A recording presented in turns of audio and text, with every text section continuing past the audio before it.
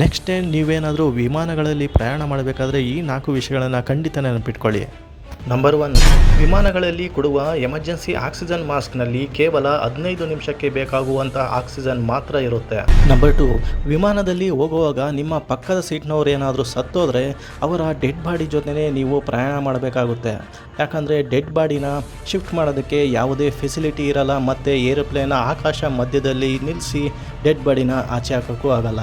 Number 3, ವಿಮಾನಗಳಲ್ಲಿ ಕೊಡುವಂಥ tea ಕಾಫಿಗೆ ಬಳಸುವಂಥ ನೀರು ಮತ್ತು ಟಾಯ್ಲೆಟ್ಗೆ ಬಳಸುವಂಥ ನೀರು ಒಂದೇ ಟ್ಯಾಂಕ್ನದಾಗಿರುತ್ತೆ. ಆ ಟ್ಯಾಂಕು ಯಾವಾಗ ತೊಳೆದಿರ್ತಾರೋ ಯಾರಿಗೂ ಗೊತ್ತಿರಲ್ಲ. ನಂಬರ್ 4, ವಿಮಾನಗಳ ಟಾಯ್ಲೆಟ್ ಒಳಗೆ ಹೋಗಿ ನೀವು ಒಳಗಿಂದ ಲಾಕ್ ಮಾಡಿಕೊಂಡು ನೀವೇನಾದರೂ ಸೇಫ್ ಅಂತ ಅಂದ್ಕೊಂಡ್ರೆ ಅದು ಖಂಡಿತ ತಪ್ಪು.